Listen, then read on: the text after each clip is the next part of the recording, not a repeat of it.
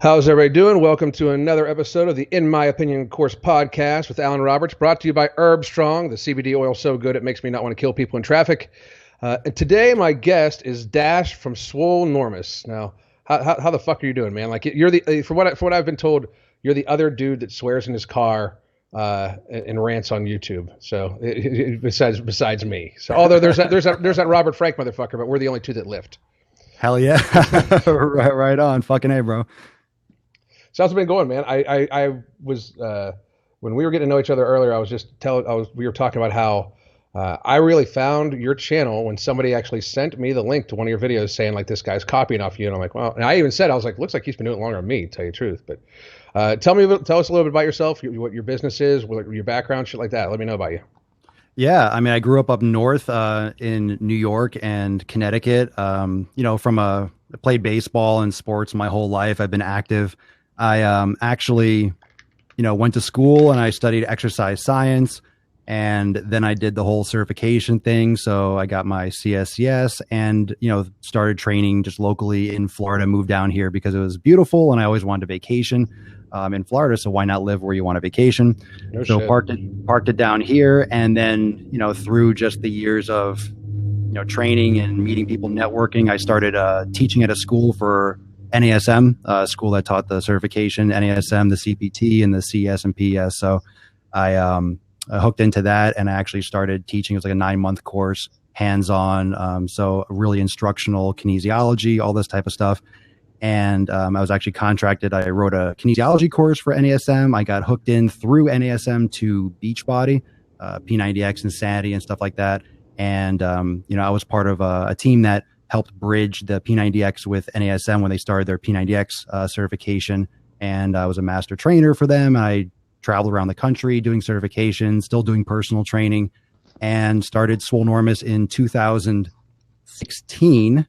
And yeah, like we talked about before, I was driving half an hour to 2 hours every day. So why not save some time and record in the car? That's right. Time is money. Yeah, that's right. That's right. So that's where the driving while gaining started, and just answering questions, thinking of questions, doing topics. And then it became a little bit more and more. I would do it on the way to the gym when I would take a lot of caffeine or, get a boost. And I started raging on things, and I started raging on people, and people started loving it more. And then, there you have it. So podcast, the whole thing. So yeah, I know that feeling. I know that feeling. So in other words, you're a highly qualified motherfucker, which I appreciate. I'm an NASM guy myself. I really like their shit. I think they're ACE's certification is okay because my wife is both ACE and NASM, but I looked over her ACE stuff. I like NASM a lot better. I really do. Wouldn't say I quite follow the OPT method, which is like the NASM method when I write my programs, because I'm more of a I believe the programs are designed to excite the person and to keep them interested more than they are to follow a general, like the average person is not going to follow along a generalized progressive strength program like that, where it's like they're going to do their stabilization work, then they're going to do this work, that work, blah blah blah. But I just wanted to hop right in with you because we both do rants and shit like that on subjects and people. And since you are obviously a seriously highly qualified motherfucker,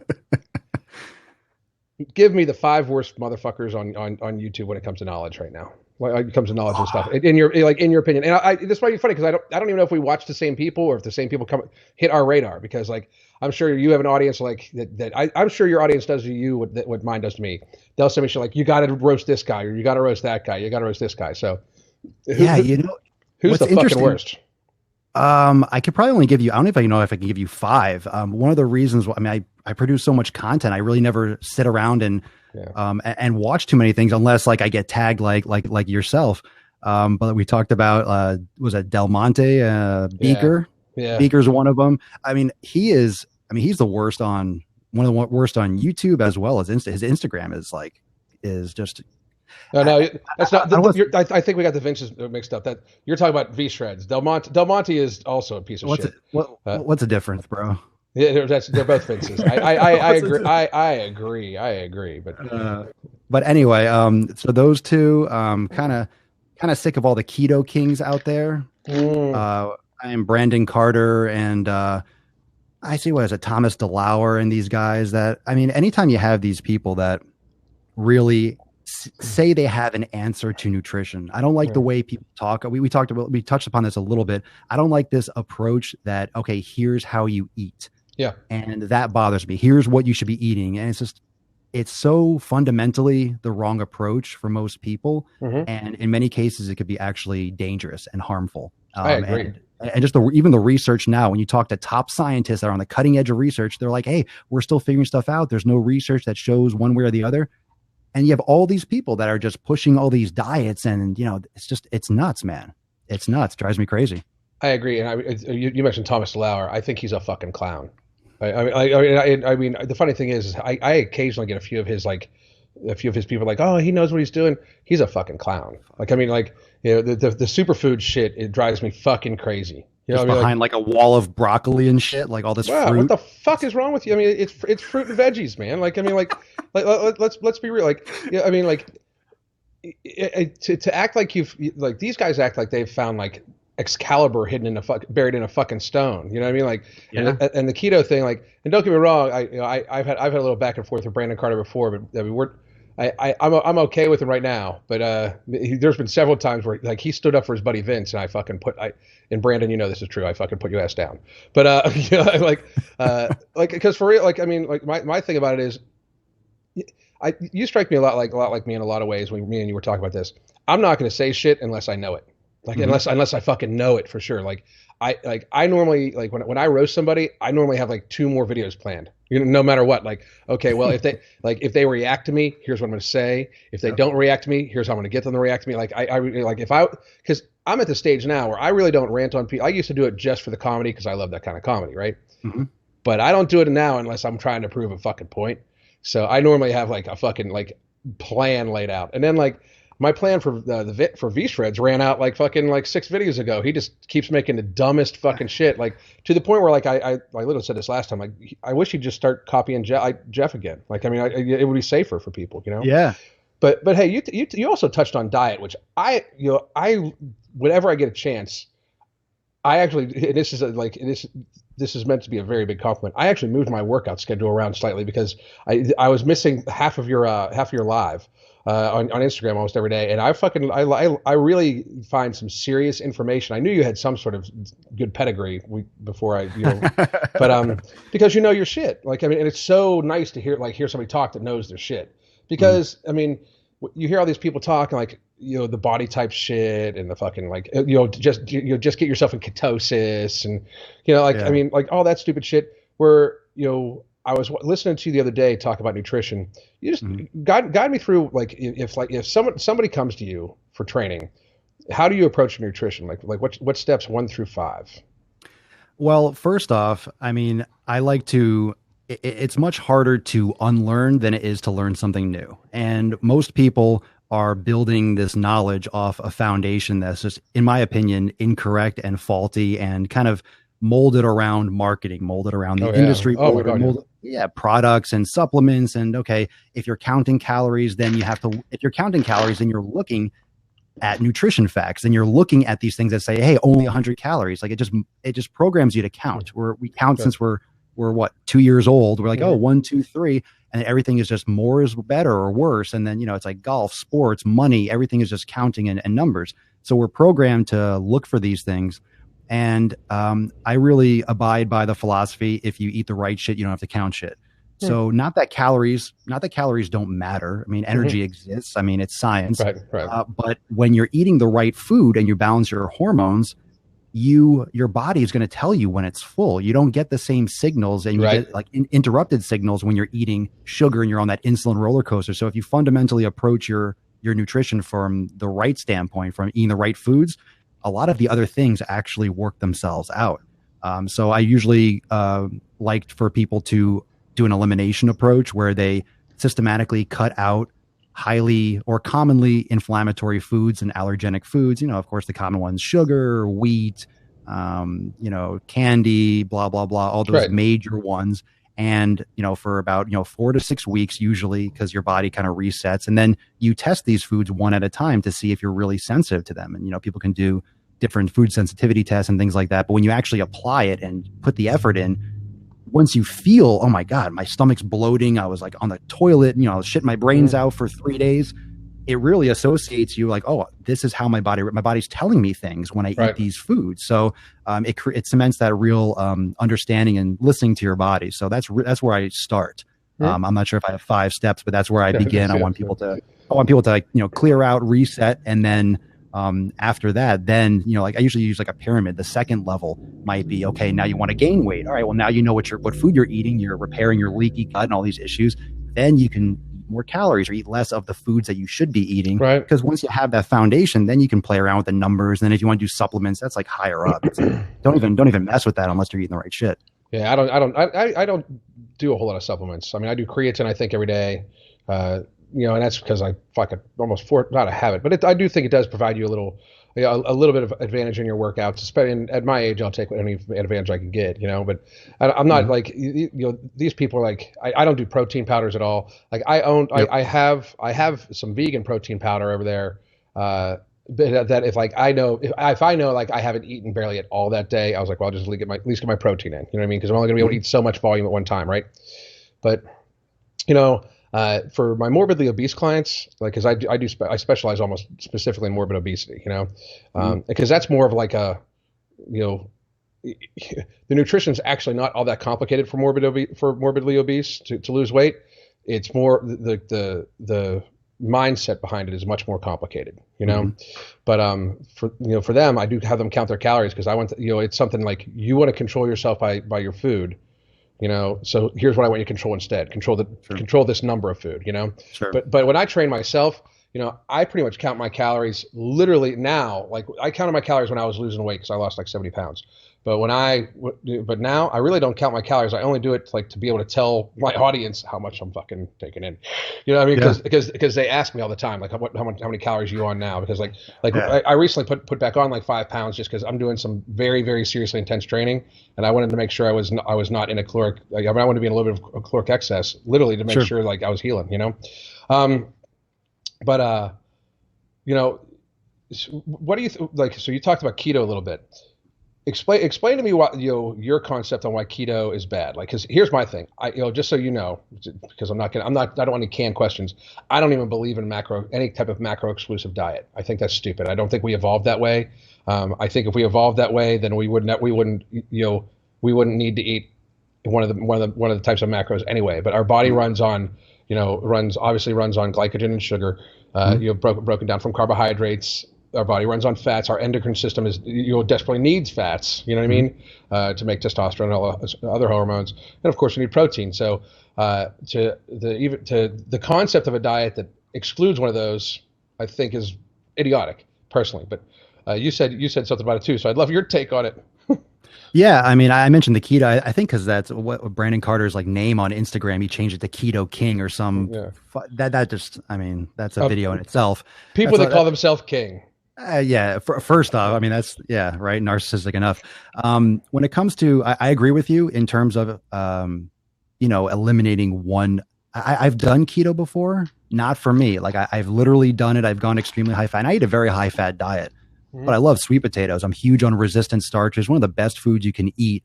And I just can't, like, I'm not going to go carnivore either. It's just like, I mean, I found the foods I like. I don't recommend keto for anyone. You're going to have so many people come in. Some people hate it. Some people love it. Yeah, because different shit works for different people. And they're discovering so many things with genetics and epigenetics, and certain people with certain gene structures, and sequences digest fats better. Yeah. And they're finding out that some of these nutrients, it's not necessarily one in itself, it's a combination of protein and fat that some people have issues with. Like there's so much stuff out there. I don't think anything should be eliminated. What's natural and ancestral is rotational in different seasons. Certain things are available in the winter. You're not going to get vegetables in the Arctic in the winter. You're going to have to kill a caribou. Right. So, when there's snow, you can't eat. So that's how the body is supposed to shift from different energy systems. And, that's why I still go back to like the foundation, like where do I go at the bottom of my pyramid? It's what are you eating? And then it's, I think like the nutrient timing and macros, that's all higher level if you want to start playing around with it. Like if you're bodybuilding, then it fucking applies. But I mean, how many people, what percentage of like any of our clients or our audience are bodybuilders? I mean, well, I don't take bodybuilding clients. Neither do I. I don't play with that because that's not health. That's just that's an effect. Jesus Christ, we're related, I swear. It's not. It's just not healthy. I mean, and I take shit for this all the time. They're like, well, what do you know? Well, this bodybuilder's bigger and stronger than you. Good, but I'm gonna live longer. I find it fucking hilarious. I do hear all that shit. Like, like we just had the 1 year anniversary of Rich Piana's death, which is a bunch of videos all on their own that I'm not gonna make because why? But basically. I was making videos on him because I couldn't stand Rich Piana at all. I thought he was a horrible figure for the youth. I mean, like it's literally how much drugs you can take, fake muscle, all that shit, and racist as a motherfucker, like all the racist rants that came out about him, all that shit, right? So I was not a fan. I thought he was a horrible representation of what a fitness person should be like. And people are like, oh, you're just jealous. I'm like, I would never be jealous. And I felt weird about this because this was like a year before he died, right? I was like, I would never be jealous of somebody that I'm going to outlive by so many years. Like I can't find that in me, because he could have 100,000 times the money I have, but he needs to spend all that in like a year or two. And everybody's like, oh, bullshit, blah, blah, blah. And I'm looking at the guy and I'm like, I watched like his like I saw a video of him like a year before I made this one video about him. And then up to a year after, like at the present time when I was making the video, I was like, you can compare his two facial pictures. And I was talking to a few other YouTubers I talked to online. I was like, he's gonna die soon. Like, I mean, I shit you not, like it was like 3 months before it fucking happened. Did you see that video I made? I made a video on Rich Piana, like one of those driving while gainings, and literally in the thumbnail, I put in big yellow letters, "Will he die?" ? And like a couple months later, he died, and I was like. I made another video and everyone's like, because everyone, of course, after he dies, they come back, they find that video from like searching and they start blasting me. I'm like, I didn't know he was going to. Like, I'm not a soothsayer. No, well, I mean, but here's my thing. Like, you don't need a fucking crystal ball. Like, no shit. Yeah. 45-year-old man, 300 pounds, taking, just everything. So many drugs. Plus all the foreign substances in his body, like because the implants and all sorts of shit, crazy shit. You know what I mean? Like, like you don't need to be like. I mean, it's that is not a mystery. Like, I mean, like that's why. And then that poor kid, and I call him a kid, and I do feel bad for him and his family. That Dallas McCarver kid died after that, but his testosterone level was 1,000 times that what a normal human being should be, or like 100, or 100 times that. That's where, like, You strike me as just a fitness guy, not even nearly a powerlifting guy, not really a bodybuilding guy. But am I right, wrong? Fill me in on how you feel about that stuff. I'm big on bodybuilding in the sense of I think the body should be built in the sense that and I bodybuilding as a sport, no, but as a personal approach, yes. In terms of not I guess I wouldn't say so much necessarily symmetry, but I do look in the mirror, and because in terms of balance and how muscles should be proportionate, that really relates, directly, to strength of the muscle as well. And also mobility and just overall balance in the body. So I'm very big in bodybuilding in terms of building the muscles proportionately, evenly, not neglecting anything. But, aside from that, just all health. Like I don't care, in terms of I never have any interest in competing or looking like a concentration camp victim, like natural bodybuilding. I'm like, I would never do. I mean, they look like, I don't know. I've heard someone else mention, I forget who it was, but they said they don't believe I think maybe, I think it was Phil Heath maybe. Might've been Nick Strength and Power. He did something where Phil Heath said something like natural bodybuilding isn't bodybuilding. I'm not sure if it was him, so don't quote me on that, but I almost tend to agree. It's like, how do you even measure some of this stuff? They all look terrible in my opinion. Well, my buddy Steve Shaw has made a few videos on natural bodybuilding and have gotten like a lot of play, but like, I mean, he natural bodybuilding is a joke. He is like most of these guys step on stage at 160, 165 pounds.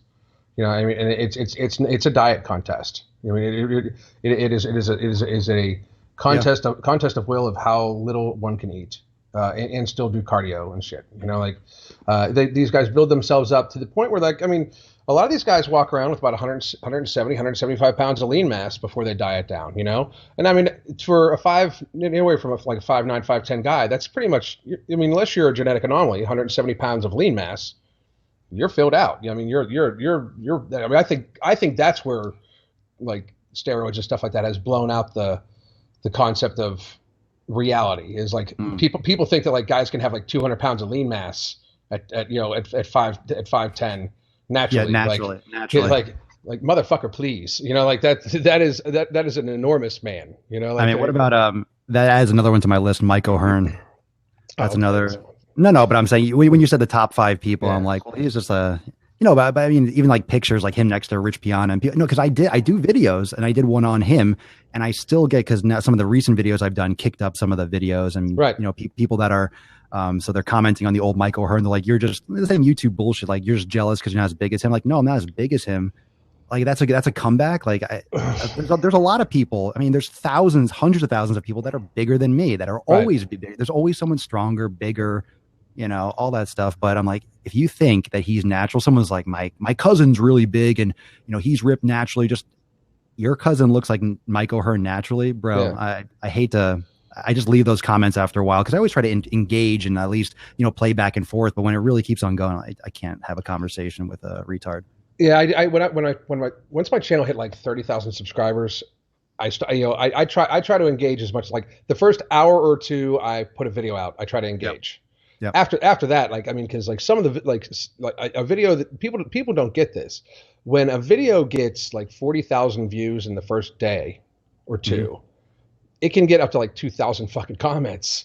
That's a full-time fucking job, people. Like, I mean, like, and those of us that actually like do train people and run online businesses and stuff like that, like, I mean, sometimes it's everything I can do to get a video out. That's another reason why I like the car rant series, man, because I can literally yank my phone out, put it up on the tripod, rant my shit out, and if I do it right, I do it in one fucking take. I literally just gotta split that motherfucker from between my intro, like the introduction. I put my intro music thing in, and then I let it play, and I save it, and I can do it all from my phone. You know what I mean? Like, But a lot of these guys, like, they'll sit down. Like, I think of Nick Wright, and I don't even know if you know who he is, but Nick, he seems like a nice enough kid who can't seem to understand why the audience hates him. But he's got like 300,000 subscribers and gets like 10,000 views of video. But and Nick, I'll tell you why, buddy. It's because they're sick of hearing about you. They want you to talk about training. That you talk about yourself too fucking much. But I'm gonna have to check this guy out. Add him to my. You're gonna have to give me a list of people that you're tired of making videos about, and I'll come back and I'll just pick it up. I actually don't make videos about Nick. I do think he's a nice guy, but like, I think he's wondering why he's not connecting with his audience.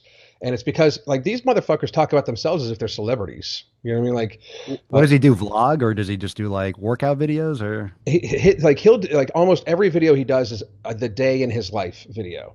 Oh, it's a vlog, Yeah, I just fucking like, dude, nobody fucking cares, man. After, I mean, if you've seen those you've seen it all. Not to mention that, but like 19-minute long videos.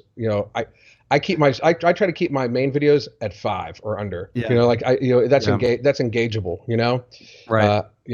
If I can't get my point across in 5 minutes, I probably have over talked. Yeah, I hear you. But there's things like that where they talk and they talk and they talk and they talk. It's like it's not about it's like we live in this celebrity status world where people like these most of the OGs of YouTube, and he's one of them. He's a young kid, but he's been around for years and years and years. Mm-hmm. Most of them like think of themselves as celebrities, and because I've met several of them, and they really they talk about themselves in the third person and fucking like just weird fucking shit, and like it's like this disease, and then my old ass shows up, and I'm like, fuck you, I don't care. You know what I mean? Like, and that's why I think that's one of the reasons why, like, I've never done anything on O'Hearn, but I just don't think he's. I mean, I can't prove it because I've never never even met the man. But let's be fucking real. Like, if he would happen to be natural, he is in the 0.0000000000001 percentile of genetic anomalies / might be an alien transplant. You've seen him next to like there's a pictures of him next to Rich Piana, and like he out angles him. It's like, how do you fucking out angle that guy? I mean, I've seen him in person. Usually wears sweatpants and a big old baggy sweatshirt with his. I see him in Gold when I was at Gold's in Venice. I mean, but just like the amount of weight like these like deficit deadlifts, like these crazy, like psychotic, like stressful lifts, and they just bang it out like it's nothing. Yeah. I think I said in my video on Mike O'Hearn, I said if he's actually natural, then the government needs to be making replicas of him for like Oh, no super shit. soldiers. Like they Yeah. need to be like pulling his DNA like hardcore. That's awesome. Like That literally sounds like something I'd say. like they need to fucking clone that guy. It's just, I mean, it's just a fucking joke when it comes to some of these guys, like, and I mean, that's that's why when people bring up the fake natties, like, I'm just like, if somebody's carrying 200 pounds of lean mass on them, I'm sorry, I'm not believing you. You know what I mean? Like, and I just dismiss it in my head, like people are like, well, it's false marketing. It's this, it's that. Like, let's be real. Like, it's only false marketing because people will believe the lie, like, I mean, and sadly enough, it's for supplements, which 9 times out of 10 people should be worrying about taking in whole foods anyway before they even try supplements. Yeah. Supplements. I coined supplements are supposed to be supple fucking mental. Like you think so? Yeah, like it's not supposed to be this. The one thing. So let's see. We also want to talk about, like, I also saw that, like, you're also a big yogi, which is seriously fucking cool because. It's just another thing we have in common. And like, when I first got on YouTube, I think my first ever YouTube video was about a guy that called me, one of my high school buddies who wanted to get in shape. And he's like, was the typical football player, like, but hadn't like fucking picked up anything but a beer in like 25 fucking years. Yeah, right. Like 60, 70 pounds out of shape. And he was like, I just want to go lift with you and everything. I was like, fucking, like, he's thinking in his head, he's going to like just work out with me a couple times. And at the time I'm like I was asked to grass squatting like 550 on a regular in the fucking gym, and he's like, "I'll work out with you." I'm like, "Man, you fucking have a coronary from changing my plates out." We should get you doing some fucking yoga first. And he's like, "Yoga isn't yoga gay?" I'm like, "Fucking yoga's gay? What the fuck?" Like, most of these motherfuckers, that we see on YouTube fitness or YouTube or fitness, most dudes in fitness, just to be real, that you see stand there with the rock hard abs and talking about their bicep peaks and shit like that. Let's be real. Most of these motherfuckers couldn't last a serious power flow. Like, I mean, like have them do a little bit of Ashtanga yoga and they'd be dead. Like I know I leave Ashtanga yoga classes like almost crippled. It's fucking brutal. So how'd you get into it and tell me why you think it's good for people? Yeah, I mean, actually, like, before I even start with that, that's why I tell people too when they message me all the time on Facebook and whatnot, Instagram, wherever. I'm always telling them that yoga, like, when they ask me where should I start training, you shouldn't even start lifting weights. You got to learn how your body moves. You got to learn, just like with nutrition, you need to you need to wake this shit up. You need to fix the problems. And it's the same thing. It's like unlearning for your body. You gotta retrain your body severely. I got into it. I mean, the first yoga workout I ever did was P90X like years ago. So I did that and I realized, holy shit, I'm not in shape. I wasn't a huge fan of the rest of a super huge fan of the rest of the program, personally, because I like to lift weights a lot more than so much of the body weight stuff at the time. But then I got more and I started doing hot yoga with a friend and recommended me a good spot, and it just was on from there. I loved it. It was great for my recovery. My physique, the shape of my muscles, it changed. And then I actually started teaching yoga class. I was teaching hot yoga for a while. I was teaching different flows, vinyasa flows, and huge part of my private community, huge part of my program. It's a game changer. And one of my favorite things to do is to get dudes doing yoga. Mm-hmm. And I'm just like, one class, once you try it, holy crap. I mean, and I'll get messages like, man, it was a game changer. I didn't realize like how amazing it was. I always thought it was something else. Everyone thinks it's like, meditation. I'm like, all right. I mean, there's part of it. You can take it hardcore and start reading books on chakras and shit like that. But, I mean, if you just do it from just a fitness standpoint, it's amazing. I agree. But both my wife and I are atheists, so we don't get into the spiritual aspect of it. You know what I mean? But I like how yoga starts. Like, yoga starts pretty much the core first. Like, if you don't have a strong core, yoga will point that out to you in a fucking hurry. And it builds up from there. Like, almost every class, you feel your core working, everything like that. And it's the biggest thing I noticed is the fucking recovery. I mean, the reduction of delayed onset muscle soreness, the amazing hip mobility. Like I have one of my programs that I'm getting ready to release has complete plyo day and box jumps for almost every week. Because I think box jumps are awesome for leg development, and posterior chain development because, hits type 2 muscle fibers, it's full exertion, blah, blah, blah. And like, I have several, I have a video of me doing a 54-inch box jump and a video of me doing like a 48-inch one, just shitting around. Right. And it's literally because like I can get my hips up so high. I can pull I have such good hip mobility. I can't even jump that high. I just can get my legs up there. But I think that that's something that like 90% of the fucking, people that are considered fitness experts don't even, their mobility just absolutely fucking sucks. It's either that, it's like we live in this weird world where it's like people are either mobility experts or they're weightlifters. Like, and I'm like, there's not more of a synergistic, two things in my mind than yoga and lifting heavy weight. Like, there's really not, Yeah, absolutely. I mean, like yin yoga. I mean, just like a nice deep like gravity flow, Raja yoga, whatever you want to call it. It's, I mean, the absolute antithesis. I mean, that's not the right word, but just the absolute, yin and yang of resistance training. Yep, I totally agree. And I love like yang to yin classes where it's just, it's one of those complete inhibitory. Just a great complement to resistance training, and it's lost on so many people. And like you said, either you look at someone's, Instagram profile and it's all yoga pictures and they're just yoga, and they only eat grass. And then you fucking have someone who's just, Brad Dingleberry, who just seriously just has like, every plate known to man and, just lifting and just a big meatball. And it's, and I know he does like some flexibility stuff in some of his pictures, but it's just, there's no real balance. There's no real theme where anyone's really, there aren't good, how should I say it? Like mentors or role models that really actually discuss it openly. And it's amazing how popular it is.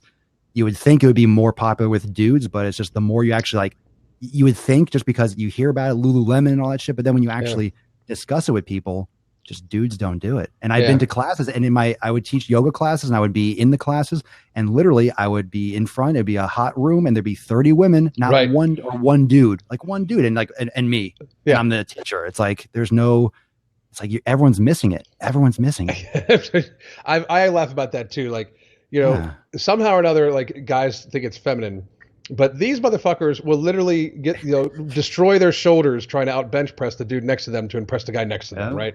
Like, they worry about like what's what would make them look like if they're gay or not. You know what I mean? I swear, but they don't want to do yoga because they don't want to be bending over. I think it is. But motherfuckers, you're bending over in a room full of women wearing tight pants. Okay, like they're bending over too, but two, get the fuck over yourself because you'd rather be out there at the fucking bench where you've been Monday, Wednesday, and Friday for the last 4 fucking years around the same fucking dudes telling each other that your pecs look good.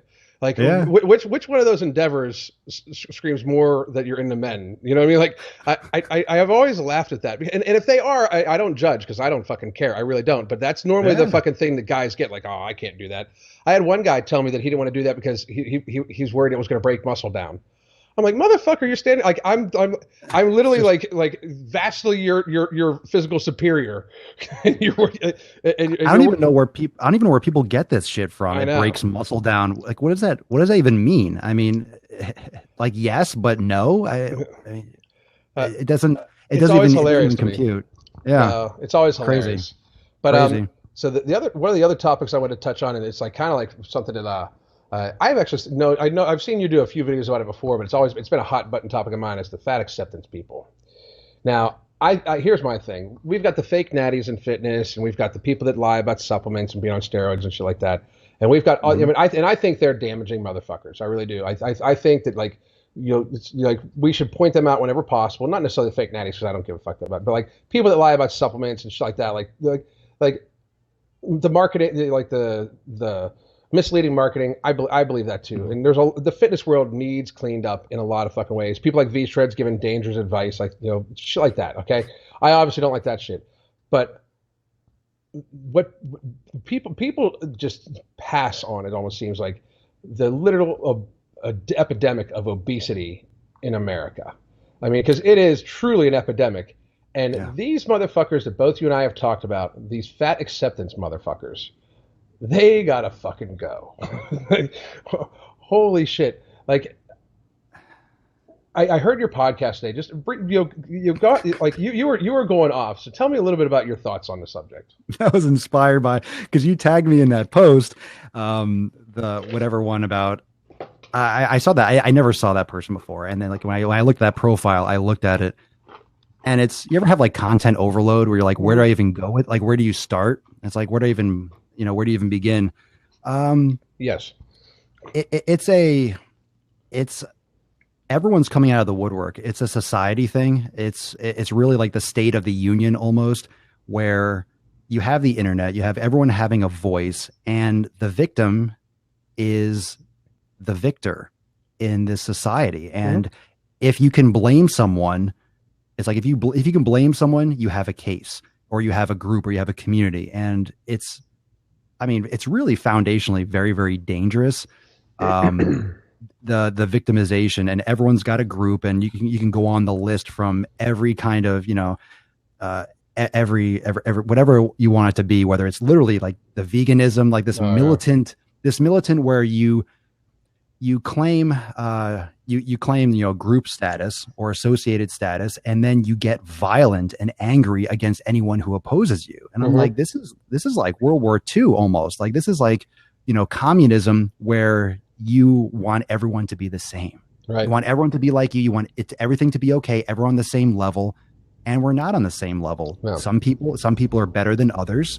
No one likes to admit that, but there are better tennis players than me. There are better people that play chess. There are people that do math better. Like we all have our strengths and our weaknesses. And rather than finding people's strengths and trying to build on that and support one another, you have these people that are just coming out and just like who are they blaming? Who are they blaming? They don't take care of their body. They literally neglect. And the problem with that page and that fat acceptance is not only are they neglecting, they're actively perpetuating and exacerbating the issue. And this is what also pisses me off, is that I'm fucking paying for it. Oh yeah. So I have to pay a quote. And I got furious because I didn't do health insurance or whatever this past year or the year before. And it comes in the mail. I didn't even know what the fuck it was. It was a $700 bill. I know what it was. I'm like, what the hell is shared responsibility? I had to look it up. I had to fucking Google it because I didn't know what it was referencing, because it didn't even say what it was. Like, hey, you owe this money. Do I? And it's for, healthcare and all this stuff, rising costs and, et cetera. I'm a healthy motherfucker. I haven't been to the doctor in a few years. I feel great. I do every precaution in terms of like doing the best by my health, like the food I eat, the exercise, meditation, yoga.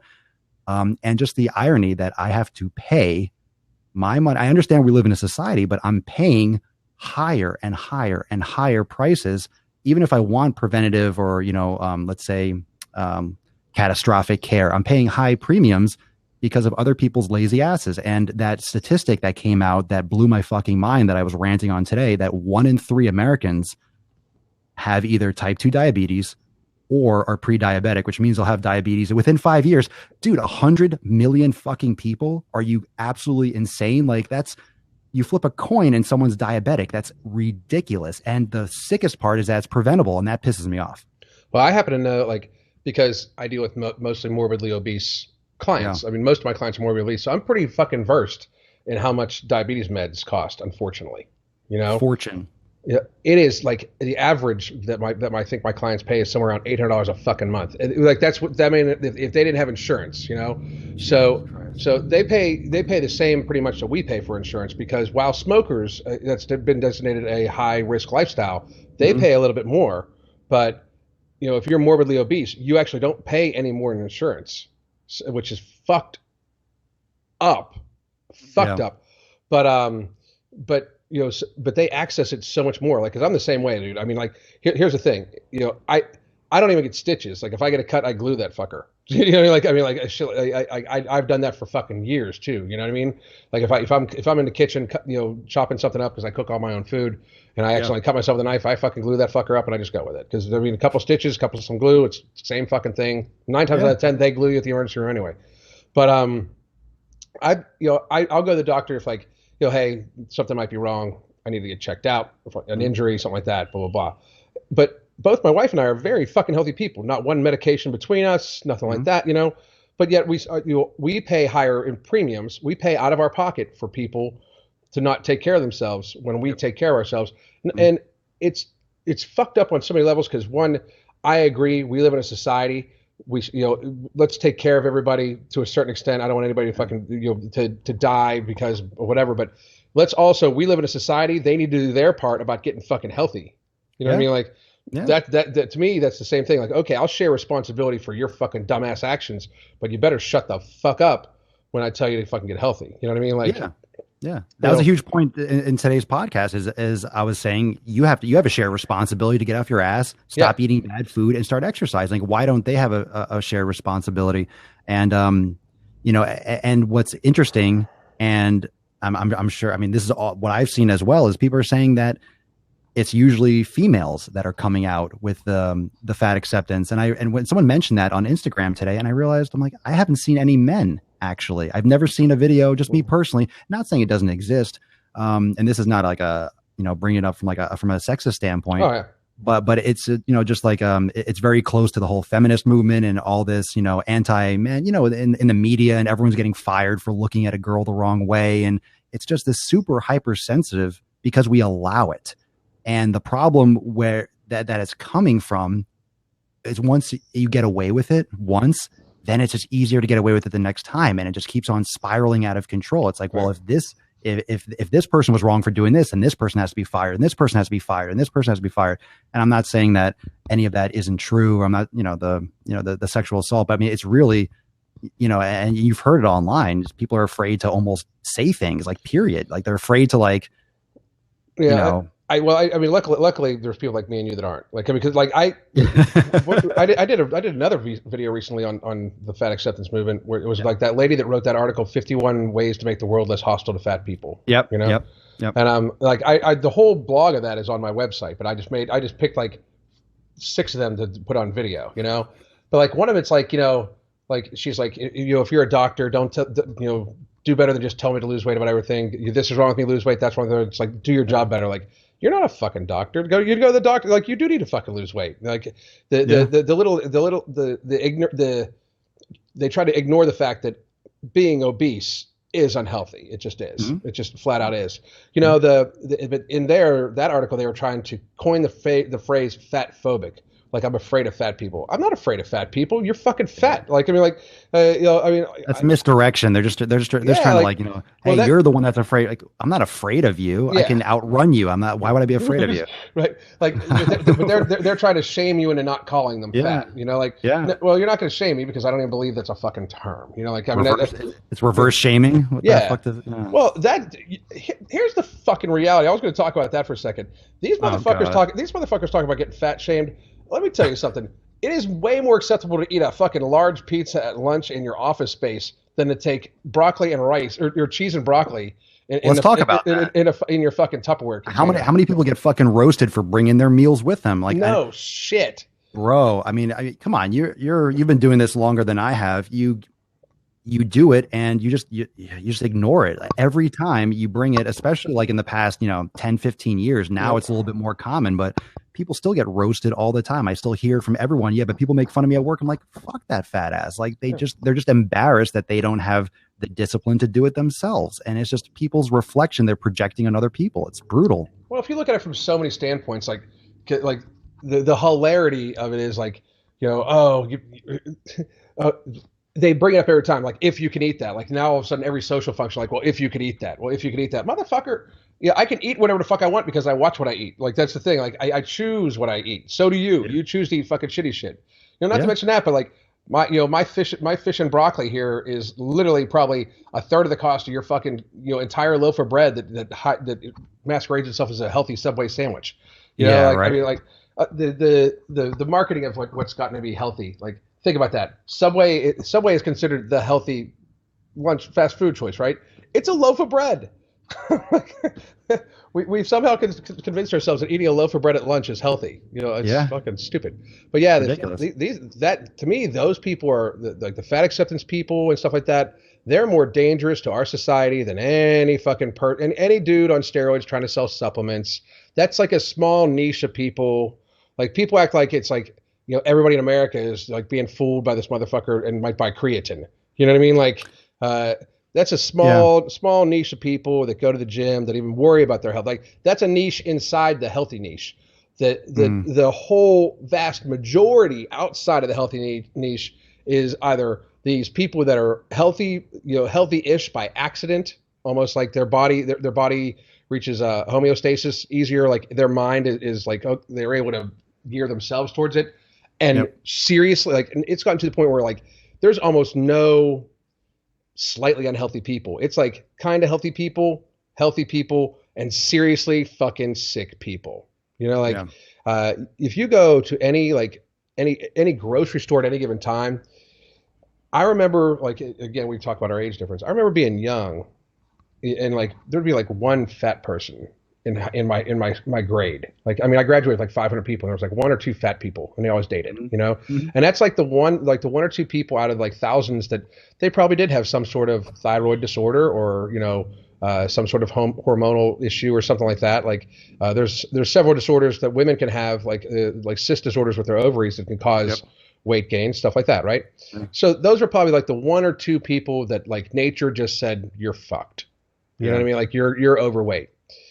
And there was them, and that was pretty much everybody else was kind of pretty much skinny because we ate real food. Like that was before all the artificial shit. And now, man, it's like my son just graduated high school, and like 3/4 of his friends are all like obese, and they're like they're the popular kids. Yeah. You know what I mean? Like, I'm just like, here in another fucking, like, we're in the right business because, there at some point in time, our country is going to have to take a serious approach, like some serious steps to fucking making health, important again. Like to the point where like it wouldn't surprise me if like personal trainers and gyms were you could possibly if the person's certified enough, you could put it on your insurance and shit like that. Like I'm like, I really see that coming up because it's reaching such an epidemic level that's not maintainable. If you had the key to fitness, what would be your master plan to make America healthier again? Sorry for the lead up. I always, but no, but in terms of like for healthcare, you mean just in general approach? Just societal, societal in itself, not necessarily the healthcare system, because that we can sit here and talk for a long fucking time. I have a degree in healthcare administration, so I can tell you it's fucked.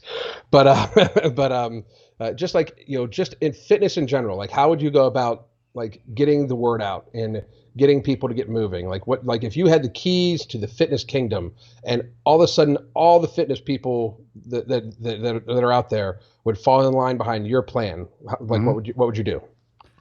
Well, there's actually someone who said it better than I ever could. I mean, first off, before I even mention that, because it's a great book, and if you haven't read it, you probably just love it. It just makes way too much sense.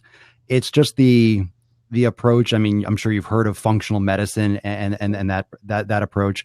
It's actually, I'll just put it out there. Unconventional Medicine by Chris Kresser is a great book, and he literally outlines the entire overhaul and why the current healthcare system doesn't work.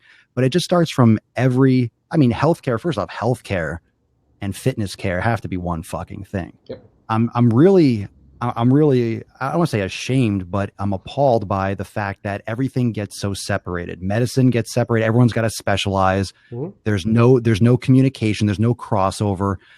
There's no integration. And that's where like the functional medicine, actual functional health or functional training, that's such a big word. That's a fad word that's thrown around. Oh, a functional exercise. Well, with you breaking your ankle in the Bosu ball, sorry, homeboy, that's not a functional exercise. That's your body trying not to break its fucking ankle. Right. I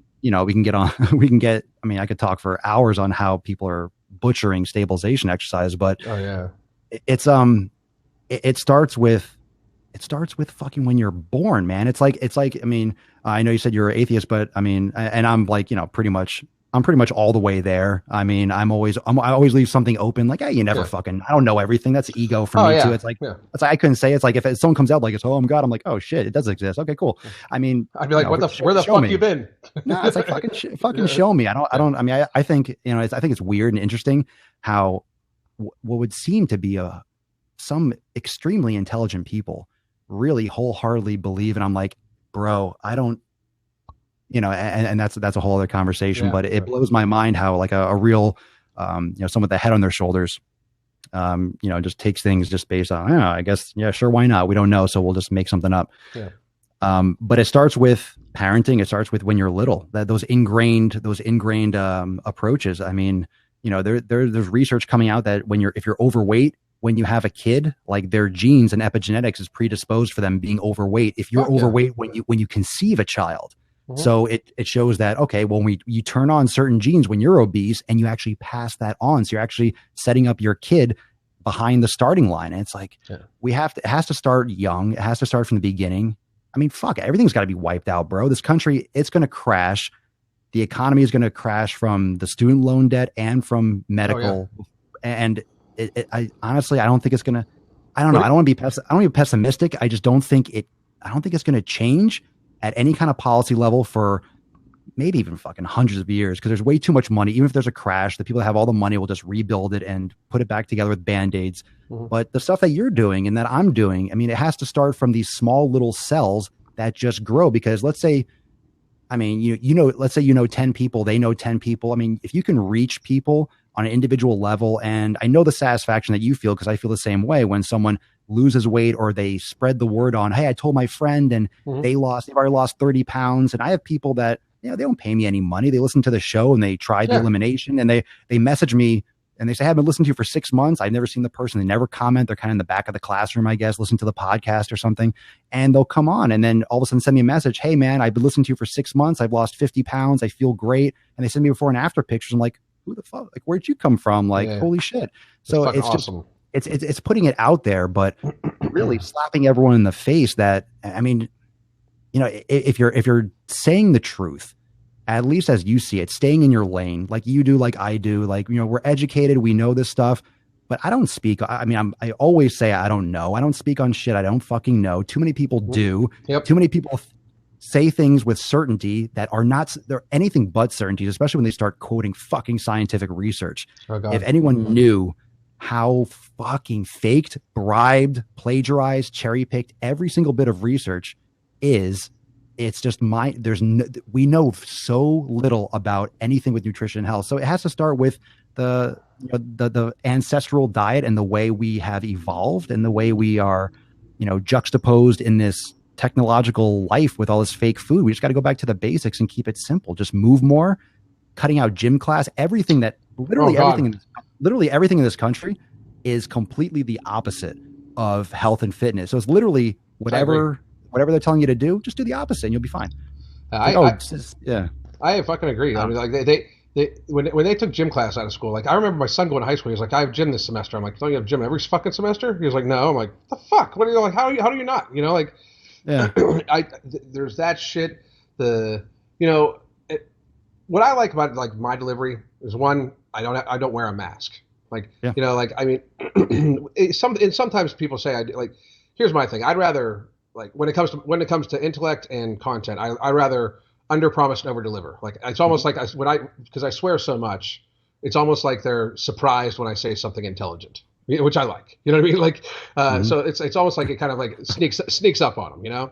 But the ones that listen to me, like, I mean, I like it because when I do get an obese client and comes to me, they're ready.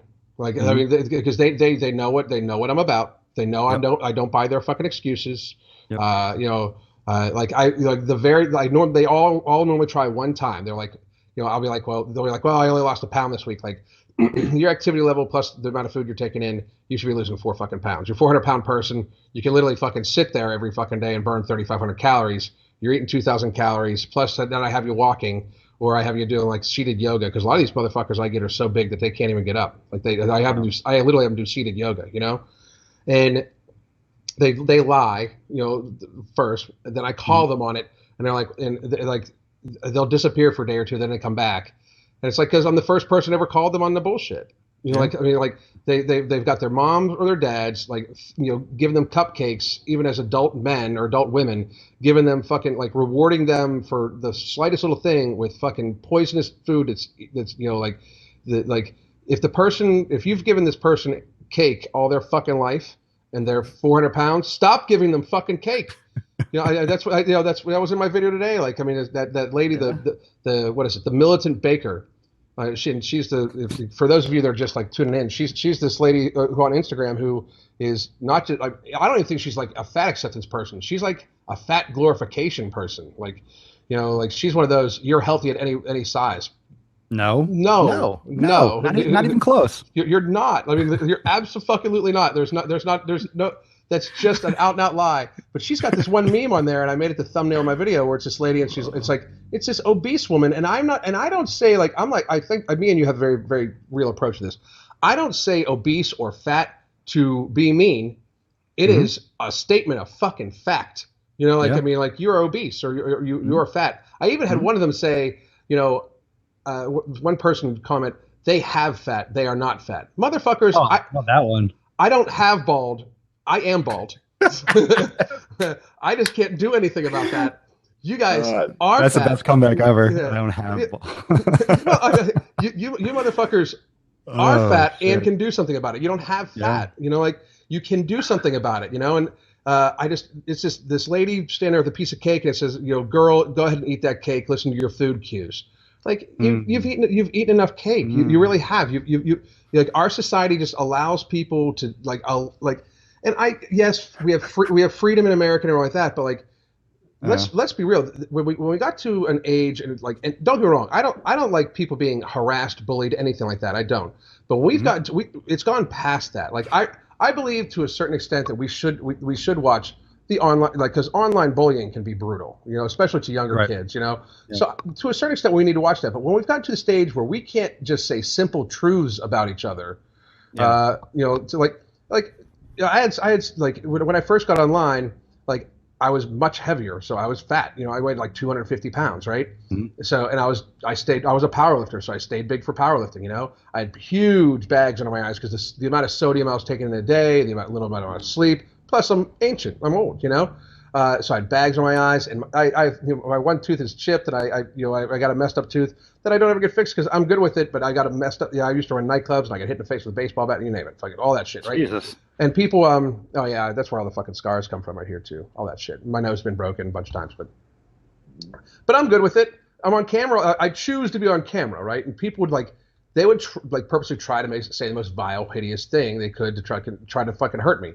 If it's true, it can't hurt me because I own a fucking mirror, Yeah.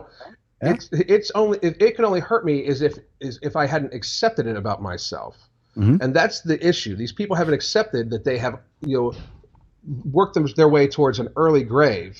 Yeah. And they don't want to accept that. The healthy at any weight, the fucking, you look great. You know what? If you're attracted to that, that's great. We are actually biologically wired not to be attracted to obese people because, chances are, as we evolved, that person would not live that long, and we're biologically wired to know that. They would either get picked off by a predator or and I mean, people laugh about that shit, but we are animals. We did evolve to eat certain things, do certain actions, that sort of thing, So when people don't want to, when people don't find obese people attractive, it is not a statement against them being a horrible person. Just like the person that doesn't find them attractive isn't a horrible person. It's that they don't find them attractive because biologically that it doesn't click, And we've gotten to a stage where everybody's too nice, and that's why I just am not.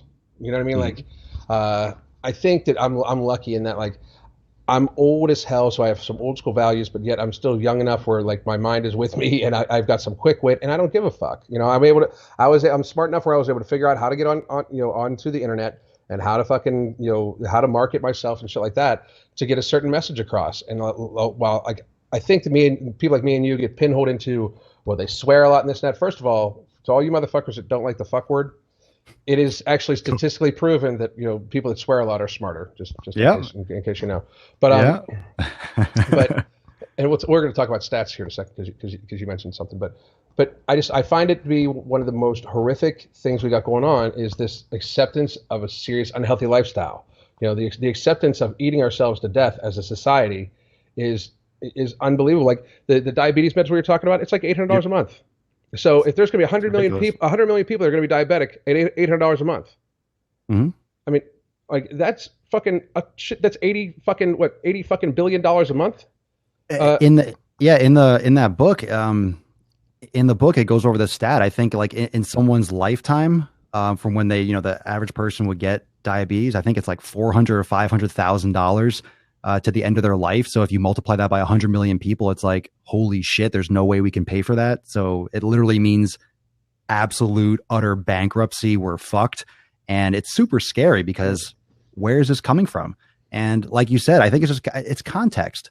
I don't go down the street and be like, hey, what's up, fat ass? I don't do that to people. I'm not an asshole. I'm not trying to make people fucking cry and commit suicide or something like that. Right. But I will rock you out of your fucking cradle and your warm little snug little bed when you're scrolling on Facebook, or on Yelp looking for the next place to stuff your face. I'm gonna be like, hey, by the way, boom, boom, boom, you're fat. Yeah. And that was one of my most viral videos. It has like 5 or 6 million views on Facebook. It literally is called "The Truth Hurts," and I start the video off saying, "A lot of you aren't going to like what I have to say, but you're fat." Boom, and then it goes to the intro.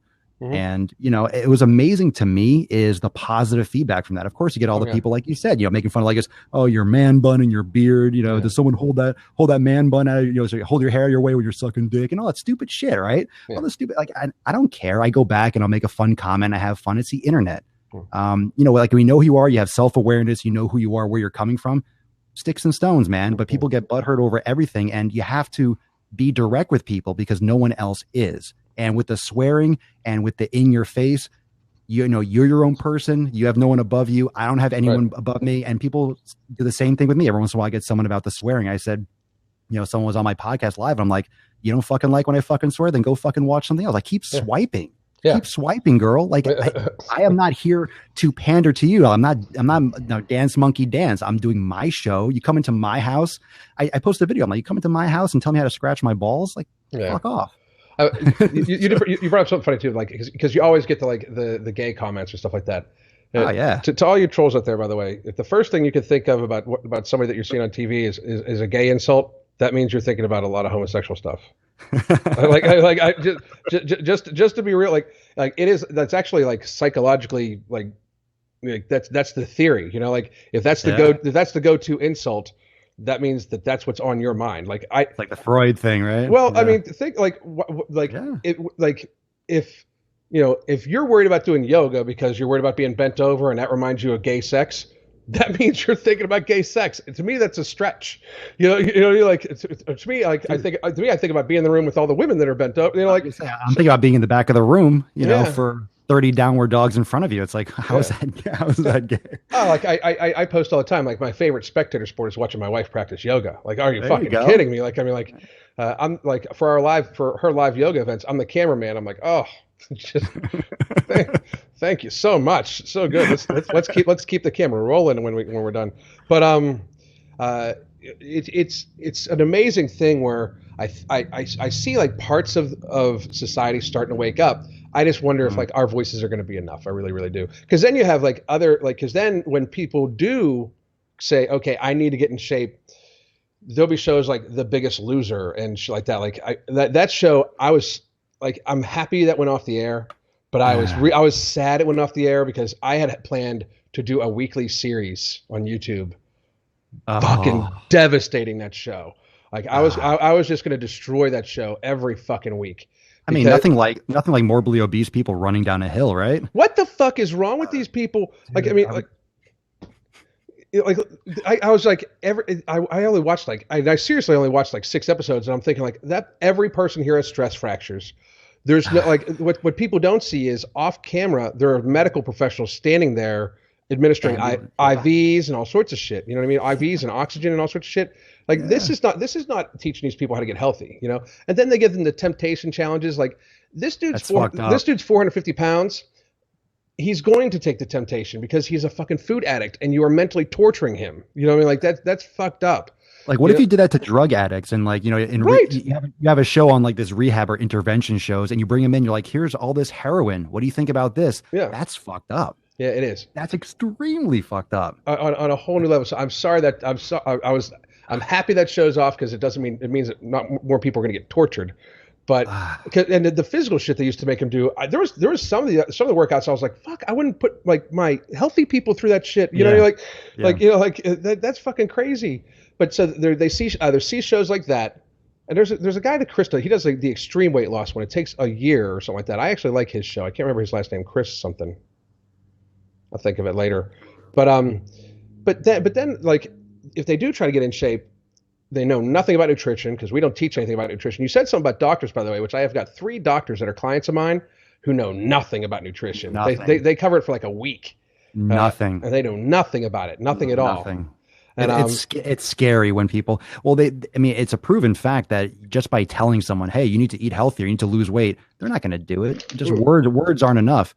And, the approach for functional medicine is literally, and that book I mentioned outlines it wonderfully.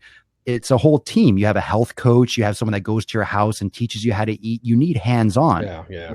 Why would you have hands-on? And you're going to make less money. You're going to see less patients. It's a lot of things have to change. And come on, you're taking money. You're taking money out of some pretty big hands. That's a huge ship to turn around. But and that's why I think, are our voices enough?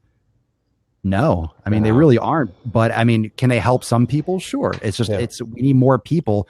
That's where the freedom of speech needs to come in. And the problem is so many people are afraid of saying shit the way it is because they answer to someone. They might lose their job. Or I have so many people that say, I'd love to share your show, but then fucking hit the share button. Why? You're not saying it. Oh, but then they support me and I'm on there saying like, what the fuck is up, bitches? And I'm saying all my shit. Yeah. Like I do it to get a rise out of people. I do it to offend. I do it to push buttons. I do it to wake fucking people up from this zombie state they're in. Oh, that's the same way. That's the same reason I do. Like people like, my catchphrase, it's on my shirts, be so good they can't ignore you. You know, like I will be louder, more persistent, more tenacious, and I will bring knowledge to the point where you will not be able to fucking ignore me. Literally like that. That's how I view my brand of fitness. Like, I don't understand where these people like try to build these cults. If I have people that try to follow me, good, okay. But you're not like, I had one person in my closed Facebook group. They're like, we're EDDFers or something like that. I'm like, nobody ever fucking say that again. Like, I'll ban you from the fucking group because like, I'm not a gang. Like, I'm not a group. I'm Alan Roberts. I own Every Damn Day Fitness. Yeah. This is my thing. If you guys want to follow, I appreciate you. Buy because it supports my family. But understand that like you need to do this shit on your own, and you need to do it every damn day. That's my type of thing. But there's so many people that like build these like fucking cults. And you mentioned something earlier about this, and it ties into when people try to get healthy. They find like it's weird who they latch onto, but the functional fitness people, like. Oh. What do you want to talk about? Where do you want to go with this?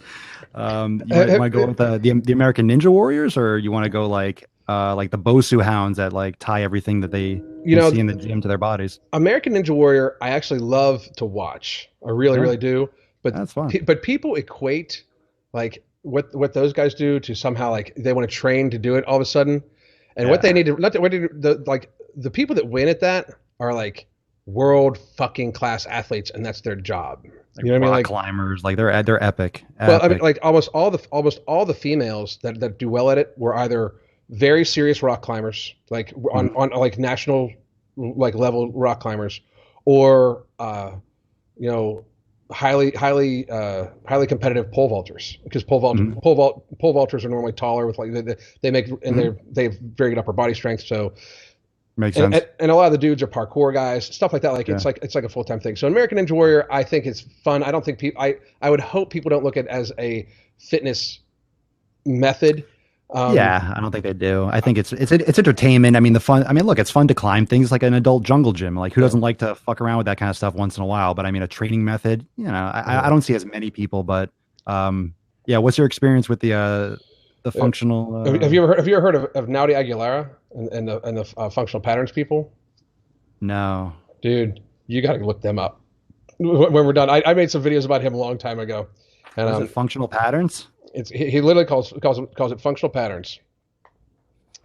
And Naudi Aguilera, you'll be able to see around. He's he's an interesting fucking dude. And I think you'll have lots of fun with him. Like Yeah. you talk about the Bozu bouncing guys. I mean, you know what a Ooh, I'm Bozu excited. you know what a Bozu's great for? A Bozu is great to do crunches on and sit ups on. Like it like the leverage is fucking brutal, but because there's a Bozu right over here in our place that we use. But when people bounce on those motherfuckers, I'm just like, you're waiting to fucking tear your ankle off. You're like just. All this stuff. Look, there's some great things. I did a video the other day. I love poking fun at, I love poking, angry creatures like CrossFitters or vegans. I just love people getting riled up for no reason and getting offended. I mean, part of me just like, that's like the comedy thing. I love, real dry, dark. I love dark comedy, like, in your face where it's like, ooh, should I be laughing at this? And then of course you laugh your fucking ass off because it's just life. But they just get they just swarm like fucking bees. Anyway, I forget where I was going with that. Oh, with the group exercise stuff. And I think it's this whole trend that CrossFit really exploded with group exercise and all the other gyms that just kind of popped up that didn't want to pay the money for CrossFit, but they're just essentially CrossFit stuff, group exercise classes. Right. And what do you do? What do you buy that's, saves space, that you can buy a lot of them for not that expensive? You buy 15 Bosu balls, you buy 15 TRXs, you buy all these things that are like, that everyone can have at their station. And it just perpetuates. I mean, it's great for equipment purposes, but then it just gets out fringe and you just get people using it for the most, people that when they work out, they just do everything known to man on a Bosu ball. They do everything with a cable machine and like a strap around their leg. And it's like, I mean, I don't know. There's functional and then there's circus. And a lot of what you see is circus stuff. Well, I think the word functional has just been hijacked. Like, is there anything really more functional than deadlift and squat? I mean, it simulates picking shit up off the ground and sitting down. Like, I mean, like stand up. That's as functional as it gets. That's pretty as functional as fucking gets. It really does. Yeah. The four basic powerlifting lifts: overhead press, bench press. Bench press is probably the least functional, to be honest, because you almost never push anything at that particular angular leverage. You know what I mean? Unless your car jack goes out and you're under it. Right. Yeah. I mean, but that's anyway. that's literally the least functional of the four big lifts. Yeah. And yet it's the most popular, but it's probably the least functional.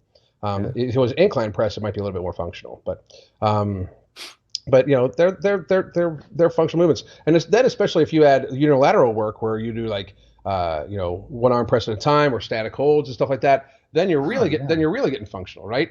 But when these people are like talking like you need to do this like bouncing thing on a Bozu and land to a side, that's not functional training. Okay, that's more specified, almost like you don't want to call it acrobatic, but it's more like this dynamic sports training. I mean, where I can see like if you need to make like deep cuts as like a wide receiver or something like that, you might want to employ that. But these are that's when you're getting to athletic level performances.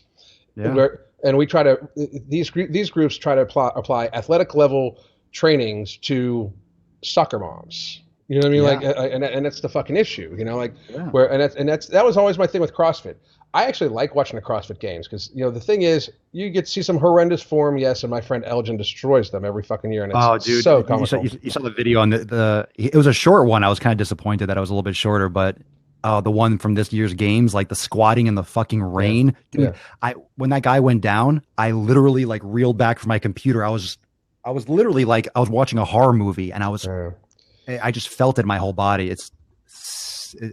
At some point in time, somebody's gonna get like crippled. Someone's gonna die. No, someone has to die first, and then at the games, because I mean the one year that it was like 95 degrees and they had them in fucking vests and shit like it was like you're pushing the envelope really fucking far here. They wheel people off in stretchers and shit. Yeah, and for them to be like they say that all their athletes are drug tested.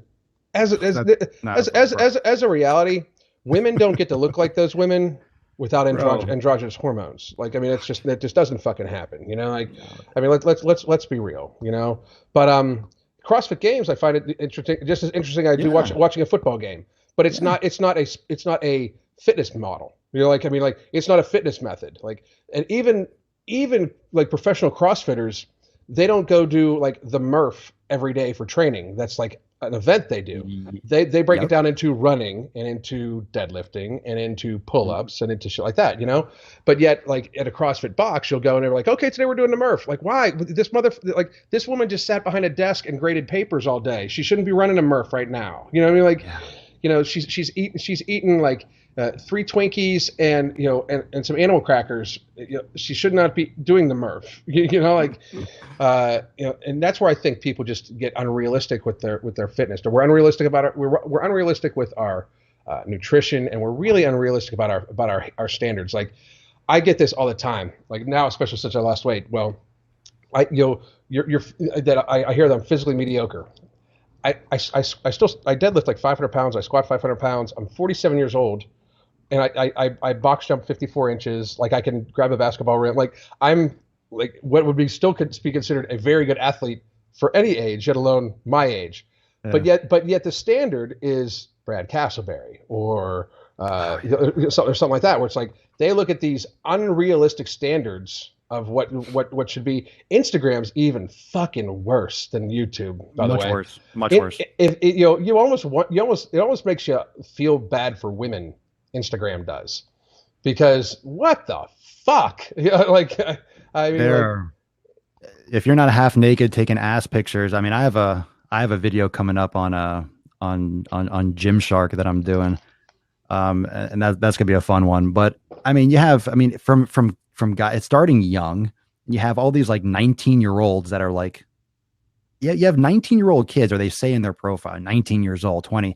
They have the muscle development and maturity of someone who's like in their 30s, and it's like, dude, you're not. Who's incline pressing 315 when you're 9? I'm sorry, bro, but there are and with a bodybuilding physique, there's some really really outlandish shit that no one really addresses because everyone has these preperceived notions of what steroids do. Like, hey, you're not Mr. Olympia, you're not taking juice. Yeah. Bullshit. You don't think steroids increase strength without putting on mass? Have you ever heard of like Winstrol? Have you ever heard of like Anavar? Like these basic compounds that people can take and just fucking just get yoked. When you see a lot of these women who are, I mean, they're like when you see a woman and she's deadlifting 315 and she's lean as fuck, and I mean like come on, like and here's my thing, I don't even knock it, but then they add like the photoshopping on top of it and everything like that, and it's such this like it is always amazing. Men can be in our society, and this may be a reason why like it's mostly feminists that are in the fat acceptance movement. But men could be mediocre, and we're still considered okay. Like I mean, like shit. George Clooney was considered the sexiest man alive, and he was like in his 50s and had a dad bod, and he was considered the sexiest man alive, right? But the sexiest woman alive was like some 22-year-old chick with like fake boobs, it looks like she ate peanuts, like and fake ass and shit like that. You know what I mean? Like, it's like the standard is just fucking crazy. Like, guys on Instagram need to be either completely shredded to the fucking bone and look like they're a bodybuilder, or they need to be deadlifting 6 plates, one or the other. Mm-hmm. But women need to have like big boobs, like big boobs, great ass, small waist, and like that. And it's just this crazy portion of misinformation. I found like 1 or 2 like female fitness people.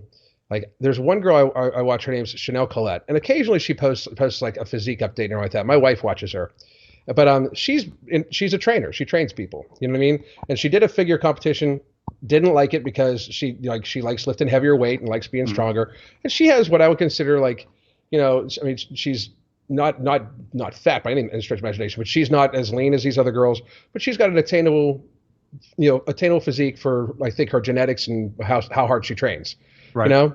But yet, and occasionally she does, she doesn't, I don't think she ever does the bikini pics in her butt, but she does like she'll do like the leggings or like that.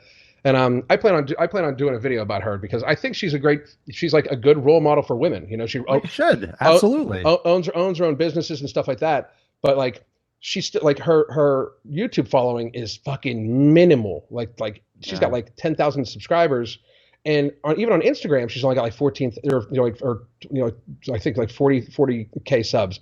But yet you see some of these chicks like this Nikki Blackletter girl who's got like 1 million subscribers, fake eyelashes, all that shit. Like it's just horrible, horrible shit. So, I think that you and I just need to do a good job of still fucking just keeping yelling at the top of our lungs about how stupid this shit is, and hopefully some more people will fucking listen. I agree, man. There's just endless content, and just one final point on that topic. It's because everyone is making, come on, people are making a fortune. They're making their livelihood off their Instagram sponsors and this, that, and the other. So it becomes, okay, you have so many fish in a pond. You only have so much real estate on a cell phone. You only have, everyone's posting. So what makes my stuff stand out? Okay, 4 plates. Well, everyone's doing 4 plates. I got to do 5 plates, or I got to do this on one leg, or I got to do this on roller skates. And I have to, throw a ball off a roof and then do 10 burpees and then climb down the side of the building. It's just like, it keeps on, where does it stop? And that's where like the circus stuff comes in these, stupid little videos. But, it's the people that take it seriously. People take this stuff seriously. People take this as like gospel, like this is what fitness is. And it's like, no, that's what Instagram is. Right. That's what attention is. And everything else this person says, oh, don't forget, save 10% by clicking the link in their fucking bio. Exactly. It's just a load of shit, man. Exactly. Yeah, that's the funny thing too. I don't. Do you have any sponsors? Do you have any sponsors for your podcast? No, not yet. I'm working on one right now, but it's gonna be a legit one. So I have some things in the works. But no, I'm very, very hesitant. I know you mentioned that. I listened to your podcast with Alpha Destiny. Yeah. And yeah, I'm very hesitant and I've turned down a bunch. I'm like, no, I'm good. I don't want to rep product. I just don't believe in anything, especially a supplement. Like if I'm going to say something or I'm going to put my name behind it, it's got to be like, okay, this is something different. It works. And it's like legit. I believe in it. If you believe in it, like, you stay in your lane. If you believe in it, then fucking talk about it. It's you. If I don't believe in it, it's like, I'm not going to do the money.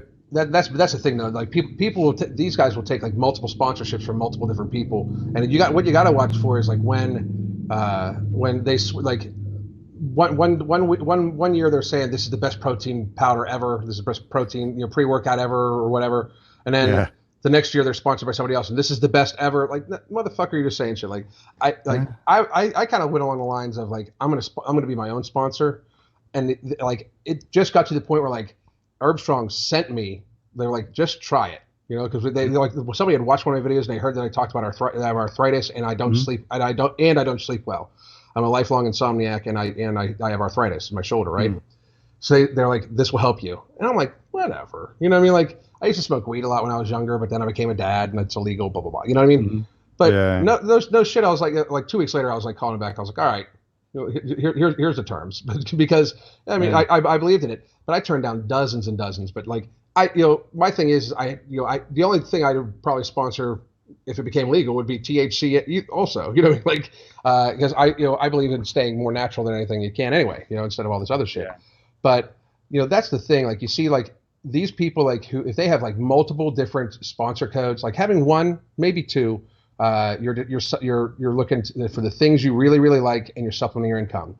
But when they're sponsored by 20 different fucking things, that's how they're making their fucking living. So you just got to watch what they say. But hey, man, I'm checking out the time, and we are running a little short here. So yeah, we could talk all day. That. No shit, man. I would love to do something again. Here's what I would like to do. At some point in time here, in the next 6 months, I want to have like a fucking round table. Like a state of fitness union address on the In My Opinion, of course, podcast, and I'm thinking about doing it fucking live. So you would definitely be invited to that. And I don't know who else would be done. And we would try to broadcast it pretty much on everywhere live, like everywhere from YouTube, Facebook, you fucking name it. So I think it would be pretty fucking neat. And I think it would also be an interesting way for us to get a huge message across a broad audience. You know what I mean? I agree. I will let you know about that. But dude, it has been a fucking pleasure. No shit. Likewise, Alan, for sure, man. If you ever need anything, you let me know, and tell everybody where they can find you again. Swolenormous everywhere: Facebook, Instagram, YouTube. You can go to swolenormousx.com if you want to learn more about everything else I offer. The podcast links are there too. Daily Swole podcast every single day live, and I broadcast it on Instagram, Facebook, maybe YouTube again in the near future, Twitch. But yeah, my podcast is literally every damn day. So awesome. Yeah, Good working, motherfucker. I like that. You like that? I do. I like that. But all right, hey, and I wanted to thank everybody for tuning in to the In My Opinion, of course, podcast brought to you by Herbstrong. The CBD oil is so good that I don't want to go kill somebody. So I thank you very much, and tune in again. I'm going to have somebody on next week. Thank you, motherfuckers, very much. Have a great day.